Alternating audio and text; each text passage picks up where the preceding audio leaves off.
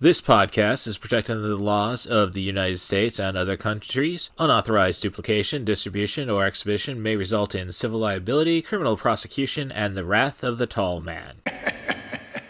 Boy! Hey, let's talk about you, the ID10T community events at ID10T.com, like Russ Stevens, a.k.a. Catbus Russ, who has started a podcast called 90ForChill, which Russ says is dedicated to movies with a runtime between 74 and 99 minutes, the time frame that I feel is ideal. Russ, I could not agree with you more. That is a fantastic idea. Russ goes on to say there are times you need a cinematic fix but don't have time for the latest Scorsese masterpiece or offering from a comic book universe. There's also times when you need a conclusion to prevent a binge costing you a whole night. My guest and I try to follow these guidelines as we chat up features that are definitely worth your time and are beyond easy to make time for. 90ForChill, the podcast, can be found on all major podcast platforms at 90forchill.com, and that's spelling out 90, Ninety 4 FOR chill. So there you go. Thank you so much for sharing, Russ. Really great idea for a podcast. Events at ID10T.com for everyone else. Sharknado, Note 2. Tara Reid is your star, and you immediately hate her from her first scene. Not a good way to go. 90ForChill, the podcast, proudly presents to you Allie's Accessories Shop on Etsy's Trash Feature Review. Hurricane David is poised to be the first hurricane... It's a storm. That's what's driven them all up north. I've never seen so many of them nor so bold. It's barely even raining. It's flooding here, and not the plumbing, the ocean. You need to go home. I'm not going anywhere. Storm's coming and it's coming fast. Just can't sit back and watch this.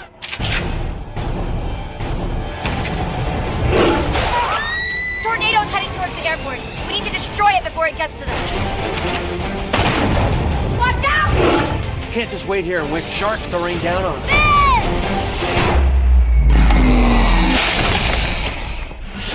We're gonna throw bombs into the tornadoes. It's too dangerous. Too many of them. We're gonna need a bigger chopper. Claudia, move! It's time to leave Kansas, mate.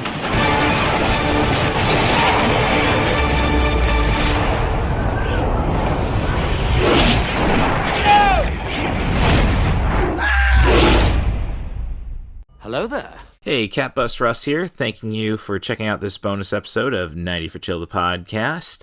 And I'm hoping and wishing you a very merry Markel Lester Christmas. We're continuing this series of bonus episodes with my Commando conversation with Michael Dubois, and I'm going to throw in some Sharknado comments throughout. Sadly, this conversation did have some technical difficulties by the end, so it does kind of cut off in the middle. Greatly appreciated everything Michael has done for the podcast. And I appreciate him like I appreciate my Patreon members. That's Tim Bates from the Night of the Demons episode and the Arena episode, and former AAW interviewer, The Scoop Staley. They donate $3 a month, they get a sticker, and they get their shout out on every podcast I record. So if you want those credentials, go to patreon.com/IDigCrazyFlicks. Of course, rate and subscribe on your favorite podcast apps. 5 stars preferably. Be as honest as you'd like in the comments. And I just gotta double check and make sure that I thank Sage Marie Harden. I actually watched Shredder Orpheus tonight and really made me think of her, skaters, punk rock, Greek mythology, tragedy. Yep, that's kind of her vibe, but thanks for being that inspiration for me, and thanks for taking care of me, looking out, making sure I'm not getting in too much trouble, and I hope you're doing the same for everybody else you touch in your life, and I hope Skimbleshanks is the fluffiest of roommates you could ask for, that little one-eared angel. So I think I'll just jump right into the show. Thanks for listening to 90ForChill, the podcast. They hunted him down. Colonel, we went to a lot of trouble to find you. They murdered his friends. And they took the only thing he would kill for. If you want your kid back, then you gotta cooperate. Right? Wrong. Now, somewhere, somehow, someone's gonna pay.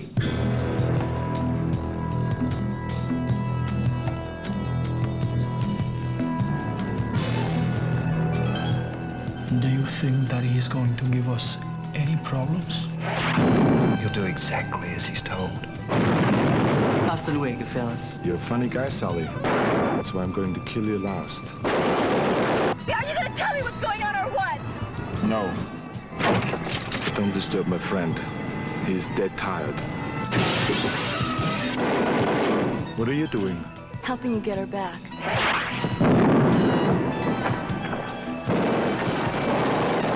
Remember, Sally, when I promised to kill you last? That's right, Major. You did. I lied.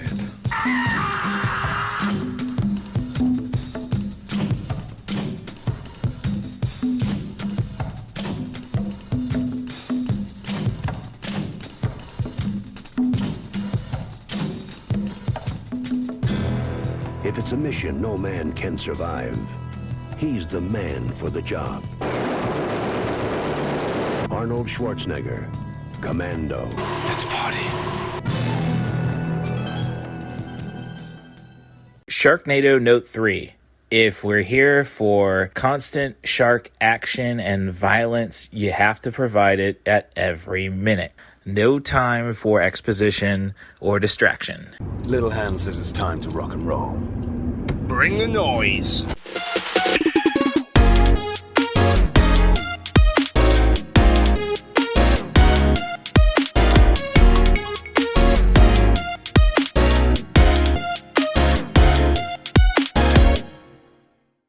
Sharknado Note 5. Hurricane Heist was kind of pointless after all the stupid ideas that you see in that movie have been done in just one Sharknado.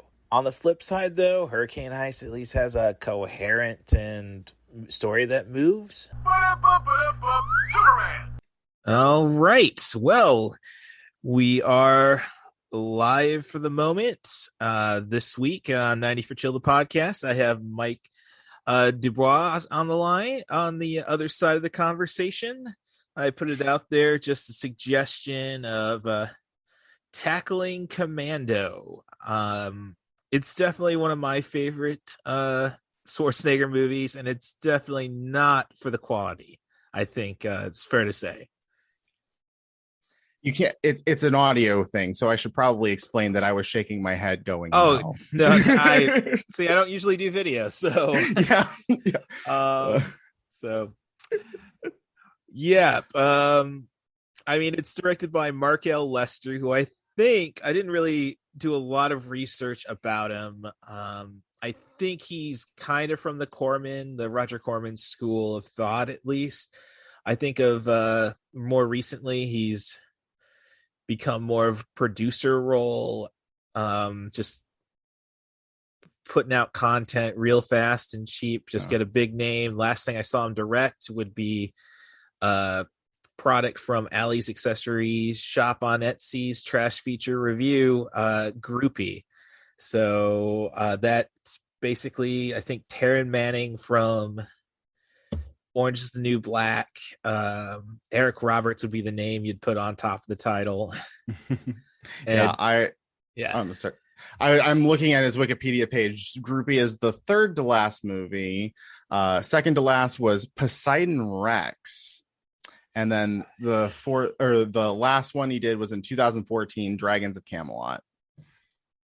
But he has been he was an executive producer on The Gardener in 2020. So I'm just backing up what you were saying. Yeah.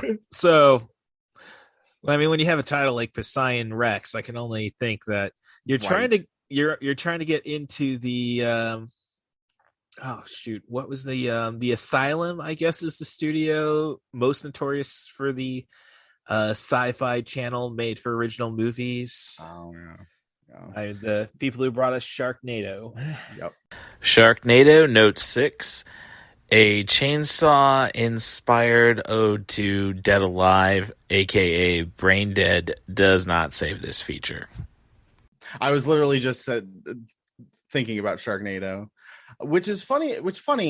I appreciate like bad movies because like a lot of them are just really absurd, and that is my jam. Like I unironically love The Room because it is it is like watching a train wreck in slow motion, and it is beautiful. Like just the perfect shining diamond of everything you shouldn't do while making a movie. Like, no, I did see The Room. I figured I should watch that before I go to The Disaster Artist. Yeah.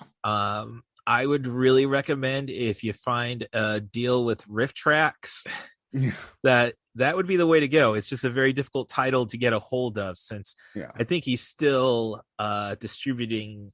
Tommy Wiseau is still distributing it himself. Yeah. And I think I think if I heard right from Paul Scheer from How Did This Get Made, he's still got his underwear ads in there. Amazing. Yeah. That's fantastic. So, I mean, it just beats you over the head with how bad it is. Eventually you're gonna submit. I mean, if you're still with it after the first sex scene, which, oh yeah, I mean, oh God. Can I tell you my favorite thing about that movie? All right. They actually cut a scene, and the scene was it was a scene in the movie where we find out that Tommy's car can fly, and it's a vampire. I'm not making that up. Okay, that I mean, I'd take that. I think that would have that would have saved the movie, because of course it would have. That's why they cut it, because they had to do literally everything wrong. Like he filmed it simultaneously using digital and like actual, right, like analog, I think 20 right, like at the same time, which like you light the scenes completely different depending on what camera you're using, right? And it was just but I'm probably not saying anything that wasn't in The Disaster Artist, but like I also haven't seen The Disaster Artist. Yeah. So. Well, I mean, there's also the book that it was based on. So but I think the beauty about bad movies, and I think sometimes I get caught up in a Sci-Fi Channel original. Frankenfish was a good one. Oh, okay. Like where, well, being a Peorian originally. Basically snakehead fish. You mean Asian carp are the bad guys? Oh no. Yeah. And you get and you get just some beautiful, like, what the hell happened scenes, and even the actors, or the characters I should say, even respond to, whoa, that's a little too far for this movie. But the beauty of absurd films, good or bad, is a lot of it is, what do you expect them to do? Yeah, right. Why? First, they give you an idea, like, why wouldn't you want to watch this? And then second, like, okay, but how? And now you're just, all right, you appreciate the effort. Hence why I have written, like, I gave up all my indie screenplays I was writing to do a professional wrestling zombie comedy.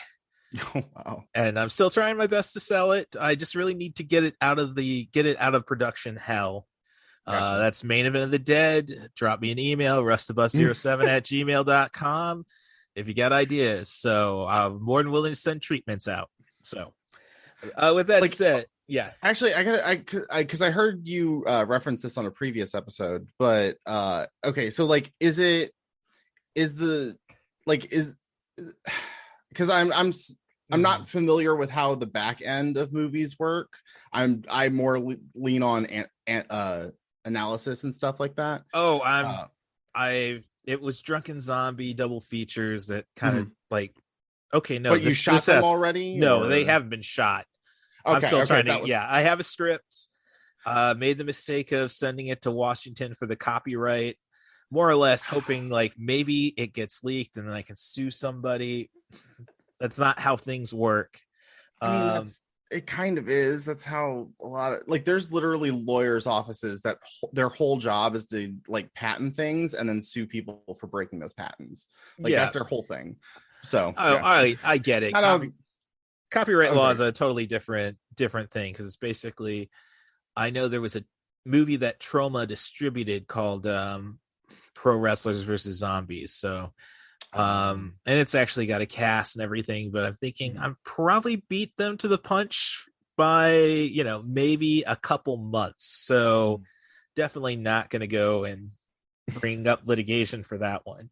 That's fair. So, which reminds me, I still got to try finding the movie Monster Brawl, I think it is, where it's like Dave Foley is a wrestling promoter or something, and he's putting Frankenstein versus Dracula and stuff like that. Kevin Nash, a lot of big names from the 90s are in it. That is amazing. I saw it at Blockbuster back in the day. Like, do I really want to? I wasn't that deep into the just embracing so bad it's good movies, despite being an MST3K person from back in the original run. I am also contractually obligated by myself to mention the Dungeons and Dragons movie. And I love Jeremy Irons to the core of my being, because he only did that movie to furnish his castle in Ireland. Yes, I'm aware of that one. Admitted that one. And then number 2, he did what I want literally any person who's gonna go ham to do: commit to the bit. Like, there is no point where Jeremy Irons is not on 11. Like, every single part of his performance in that movie is the most. Like, yes. Oh, I mean, there's I only saw it once in theaters. I thought that was like the I don't know, it was kind of a rough time. I think that was 2000. It feels like 2001, may have been 2000. But oh wow, sorry. But it was like, okay, that was just one I knew that was like, one, how do you do Dungeons and Dragons? Now, granted, I've seen the Capcom arcade machine. It can be done. But all right, how are you gonna, like, really, Marlon Wayans? Like, I don't even think, like, it had to be just after Scary Movie. See, now that you mention that, it didn't click in my brain that had to have been like within the last 20 years, because they had like heavy CGI in it. Yeah. It was definitely late 90s CGI. It was 2000. Okay. Yeah, it was 2000. Yeah, it was just well, it would have been late 90s still, because well, are we really going to recognize the Catholic Church here? Fair. Yeah. I mean, but there's a lot of things that call for me to revisit it. I love myself some Bruce Payne. Bruce Payne, I'm not familiar. He was pretty much the heavy for Jeremy Irons, the bald guy. Oh yeah, right. His best, his best performance, I think, would probably be Passenger 57 with Wesley Snipes, where he's a terrorist who's I mean, that's one to go back and watch, just because Elizabeth Berkley, before she was not Elizabeth Berkley, who was Hugh Grant's ex? Elizabeth Hurley. Oh, okay. Yeah, not the Showgirls chick, the Austin Powers woman. I mean, both of them are women, but yes, yeah. I had an English degree, I got to try the thesaurus in my own head. I get you. Right. So, yeah, but basically Die Hard on a Plane. So, yes. Yeah. Which was every 90s action movie, except for Dungeons and Dragons, I suppose, when we to round that out. When you break it down, isn't every movie just Die Hard on a Plane? Like, I mean, at least they put through snakes in Samuel L. Jackson's. Couldn't get Bruce Willis, so they couldn't get that Die Hard with a Vengeance sequel, which we'd have to come up with another Gruber for that one. And But another what? I'm sorry. Another Gruber brother. If you were going to do a sequel to Die Hard for Vengeance. Yeah, you're right. You know, the most famous being Alan Rickman. But of course, then you have Jeremy Irons. So it would have all, We all came full circle. Right. Full circle. But so thinking about Dungeons and Dragons, though, I think that brings us back to Commando in 1985. Now, the only thing I really knew of Mark L. Lester before that was Class of 1984. Michael J. Fox. I haven't seen it. It's definitely in my parameters to tackle in this podcast. And doing that, I've already done Showdown in Little Tokyo, and I've ran through Groupie. I don't know if I really need to finally have that episode for the director. But so I don't really know much about that. I can't. Basically punks in a school playing up on the entire Orwellian bullshit that we are now dealing with. But well, I mean, it's either going to be 1984 or Class of Newcomb High is how we're going to turn out. I'm not familiar with the second one, but it's an old Trauma movie. I think they ended up having 3 sequels, I think. But is it like a post-apocalypse? I'm judging just just another movie set in Traumaville. So okay. I'm not familiar with that term at all. Yeah. All right. Trauma is so basically Roger Corman came first with all the low budget movies, and then basically Lloyd Kaufman created his own studio, Troma, to be more exploitive and even cheaper.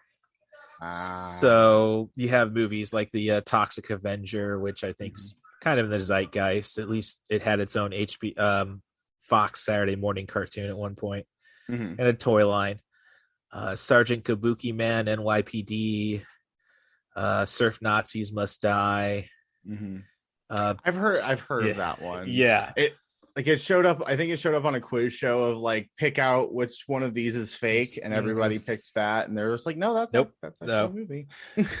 So not enough violence against surf Nazis, I think, is the end. Great finale, but it just drags. So James Gunn got his start with Troma, writing for them. So I heard the discussion about James Gunn in the previous or one of the previous episodes. Right. I don't know when this. It was the last full episode. Not. But James Gunn is a very interesting filmmaker. We need to go on to Commando because I could talk about literally any other movie but Commando. Yeah, well, and I think that's right. I think that's the most telling thing. Yeah. So I want to caveat that I do love this movie. Oh, like I do. Well, what I was getting at was okay, we're talking about Trauma, we're talking about the Asylum, we're talking Dungeons and Dragons was kind of is in the realm of Commando, really. It's got way too much money behind it, Mm-hmm. and you can't take it seriously for a moment. Nope. And even though it will take itself seriously to a point. Yeah, like there are some, they try for comedic relief. Like they try. Well, I think that's part of the charm of Commando is just that, okay, we're trying to make Arnold Schwarzenegger more than just the foreign barbarian or the machine that doesn't even say 500 words in the Terminator, who pretty much couldn't say the more mechanical "I will be back" because of his Austrian accent. Yeah, and of course James Cameron, another one who came from the Corman stock, who of course is now the most influential filmmaker if he would stop and release a movie. Yeah, I mean, So I've not seen Avatar, so that it's okay. It's Dances with Wolves with aliens. Dances with Smurfs, I think, is how South Park put it. Yeah. What was I gonna bring? Okay, so my like offhand interpretation of Commando is a couple of aliens came onto Earth and decided that they wanted to make an 80s action movie, and they accidentally succeeded at making the most 80s action movie. Like, yeah, I mean, not even Canon Films could come up with something like this. Yeah, like it. Okay, I want to go in order. All right, of the movie.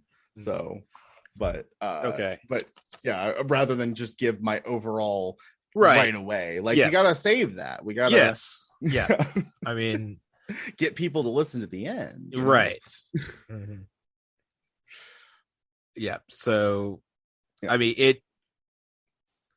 mean, there's been a lot of podcasts about Commando. I'm not quite, I'm not first to it. The Ringer Network has the rewatchables, and they did this, and I think, basically they would probably say the most rewatchable part of the features basically once you have the mall shootout, and then you're stuck. You got to finish it through. So 100%. It's great that it's only 90 minutes, because yes. Yeah. Then you're only losing an hour if you come in that late on it. But they miss finer details, like, what the hell is an Austrian doing as a former Delta Force member? And I got the Delta Force bullshit from the iTunes description. Oh no. And it's really, everything is really brief. Makes sense. It's covered if you pay enough attention, basically. And that comes from the Alyssa Milano, conversation at the table, not about what the hell is in that sandwich, but the rock and roll. When rock and roll came to East Germany, the communists said it'd be subversive. Maybe they were right. So we know he's East German. Vaguely. Yeah. Okay, so this is true of the whole movie, but it's something that I noticed very quickly was this is a 90-minute movie. Yes. It is the slowest, most drawn out 90 minutes I've ever seen, like, except for the couple of action scenes, because a couple of them go on forever. Oh, the finale. But a couple of them are very, very satisfyingly quick. Yes. But it's like Dragon Ball Z, the action movie. Just like, okay, I'm gonna charge up my attack for 3 seconds. Mm-hmm. And then all of the sound effects that they added, like, they were just not even trying to be like, oh, this is a cartoon. I had a coworker just mentioning the editing mistakes. Primarily in the Porsche chase, but I had to rewatch the fight between Bill Duke and Schwarzenegger to make sure, like, whoa, like, I thought he may have fallen through the bed frame the first time I saw it and got impaled on the not the bed frame, but I'm just trying to figure out why Sully was staying in a trashy motel like that when he's driving a Porsche and he's not afraid to show that he's got money.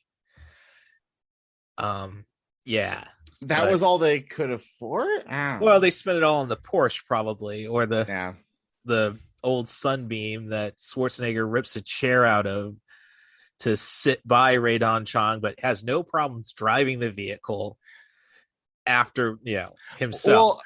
Well, okay, the removing the seat was so that way he would be lower in the car and less noticeable, I think. Like, that's the only thing I could think of. Yeah. But it's really just to show, he's a superhuman. Let's not. Yeah, no, he's Hercules with Green Beret training. Like, that's like, he literally at one point, if you have not seen the movie thus far, we have already spoiled some stuff. Oh, but if you have not watched it this far, why are you listening? It's 36 years old. I mean, yeah. But at one point, he like personally lifts a phone booth out of the floor and like flips it over his head. And there's like, it was like this big metal contraption, and there's no way it weighs anything less than 500 pounds. And he just put it over his head.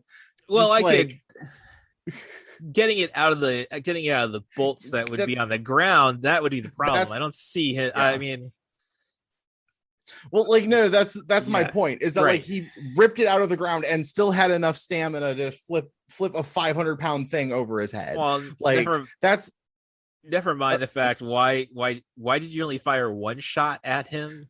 Right. I would have, I mean, unless you don't have a spare clip, I would have probably just sprayed and prayed. Yeah, pretty much. Okay, but that's the thing. Like, that's the thing. This movie is like the anti-John Wick movie. Oh, that's like perfect. It's the complete inverse. Like, nobody reloads ever. Nobody runs out of ammo. Well, almost ever. Except right, I was for say, Schwarzenegger has to go and Schwarzenegger has to go and grab new guns every now and then. Yeah. And I'm pretty sure the hotel fight scene, he only fires 5 shots. No, I as I said, I rewatched you did it. Count? I heard 6. Okay. I like, when I was counting, I think I started counting late. That's probably what it was. Yeah, it's real sneaky, right? And I had to go and rewatch it just to see how Bill Duke gets impaled. Like, right, as I said, I missed that too. I thought, actually. and then like, no, there's really, it's only in the lower corner of the right screen. It is there. Mm-hmm. It's established technically. Okay. I mean, Chekhov gun, hell, this is Chekhov direction. I briefly covered it. You know it's gonna happen. Like, okay, yeah. Okay, I need to talk about this for a minute. The secondary antagonist, what was his name? Are we talking Vernon Wales as the Vernon Wells from Mad Max, or are we talking the El Presidente by Dan Hedaya of Clueless fame? Vernon Wells. Okay, the Freddie Mercury looking guy. I mean, he's got the mustache. You're not wrong. Okay. Here's the thing. This is what I was struggling with. You're not wrong. Well, hey, Queen, you're definitely not right. Oh, I mean, Queen's my favorite band, so I hate to refer to him as that. But yeah, it's actually same here.